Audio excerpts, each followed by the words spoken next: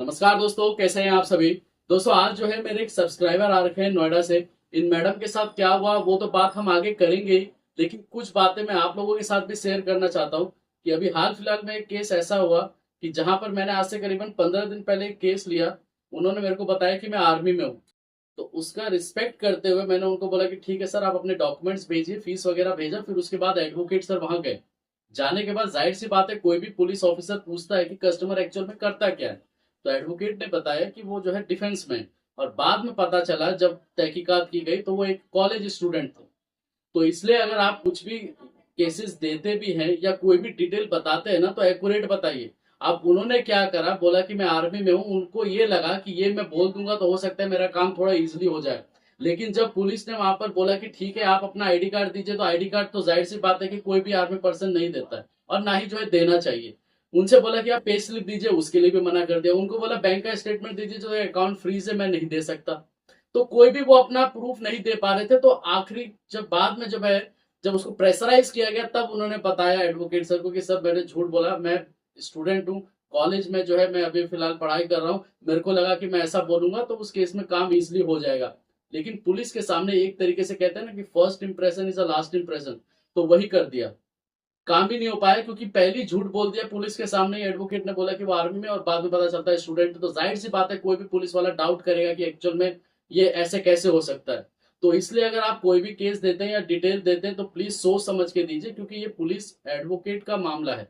ऐसा मजाक मस्ती वाला केस नहीं है ये तो। और खासकर मैं स्टूडेंट को हर एक वीडियो में कहता हूँ कि आप अपने पेरेंट्स से बात करो यूट्यूब पे वीडियो देखने से पहले। मैडम के साथ क्या हुआ वो हम बात करेंगे।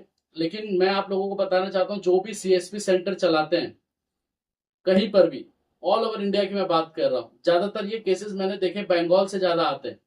अगर कोई ग्राहक आपके दुकान पे आता है और आपको कहता है कि मैं आपके अकाउंट में यूपीआई करवा दे रहा हूँ, आप मेरे को कैश दे दो, और आप उसको कुछ कमीशन, आप कमीशन वगैरह कुछ चार्ज कर दो, yes, कमीशन कुछ मैं आपको 1000 रुपीज पे 10 रुपीज दे देता हूँ, और आप जो है मेरे को, या 20 रुपीज में एक्स्ट्रा ही आपको दे के चलता हूँ, आप मेरे को कैश दे दीजिए। तो उस केस में आप थोड़ा सा सतर्क हो जाइए। इससे पहले भी मैंने एक वीडियो बनाई थी काफी टाइम पहले, काफी कस्टमर्स के साथ की जिनके साथ इस तरीके का हुआ है। ये मैडम के साथ भी ऐसे ही हुआ है। ये नोएडा में रहते हैं। कस्टमर आया, 20,000 रुपीज जो है इनको बोला कि आप मेरे को जो है कैश दे दीजिए, और इन्होंने यूपीआई ले लिया। मैडम आपके साथ क्या क्या हुआ थोड़ा बताइए। एक कस्टमर आए एक दिन और उन्होंने मेरे सीएससी सेंटर में मुझसे बोला कि मैम मुझे कैश चाहिए 20,000 रुपीज। तो उन्होंने मुझे यूपीआई किया और जो हमारा 10% चार्जेस होता है उसके हिसाब से मैंने अपने उसमें से अमाउंट लिया और उनको 20,000 रुपीज कैश दे दिया अपने चार्जेस रख के। और उसके बाद जो उन्होंने यूपीआई किया था उसकी वजह से मेरा अकाउंट फ्रीज हो गया। तो अकाउंट जो फ्रीज हुआ तो मतलब कि आप कैसे पता चला कि कैसे क्या हुआ है नहीं हुआ है? मतलब किस तरीके से अकाउंट में मतलब ट्रांजैक्शन वगैरह फिर बंद हो गए। फिर मैं बैंक गई, बैंक जाकर मुझे पता चला कि मेरा अकाउंट फ्रीज हो गया है। तो इनके साथ क्या हुआ था कि जैसे ये नोएडा में ही रहते हैं, और आप लोग भी जैसे कि जानते हैं कि मैं दिल्ली में ही रहता हूँ, दिल्ली एनसीआर का ही पार्ट है। तो इन्होंने मेरे से कांटेक्ट किया, तो इनका जो कंप्लेंट रजिस्टर था वो मुंबई से था। मुंबई में एक जगह है सातारा, सातारा करके आते हैं। सतारा जो है इनका अकाउंट को जो है वहां से फ्रीज कर दिया गया था। और आप ये देखिए कि इनके पास जो 20,000 रुपीज आया, वो 20,000 रुपीज छोड़ दीजिए, जहां पर कंप्लेन रजिस्टर थी वहां पर जो है 50 लाख का या 1 लाख का टोटल किसी के साथ जो है वहां पर फ्रॉड हुआ। टोटल आई थिंक 51 या 52 lakhs का टोटल फ्रॉड था।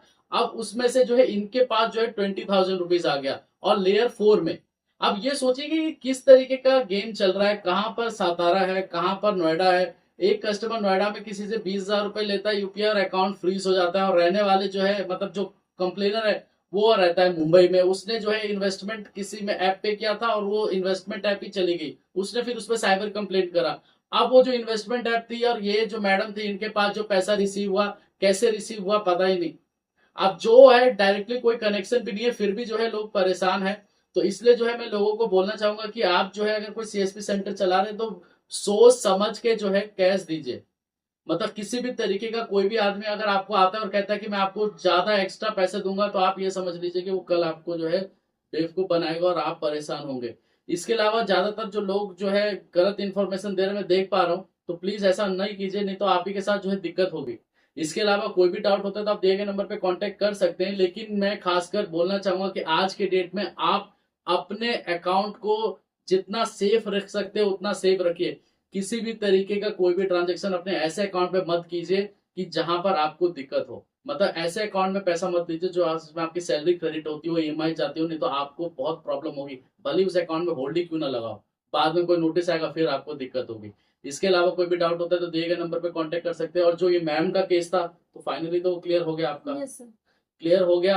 अब यही है कि जितना भी हो सके तो सोच समझ के आज के डेट में यूपीआई किसी से ले, नहीं तो बाद में आप ही को पछताना पड़ेगा। ठीक है दोस्तों, धन्यवाद।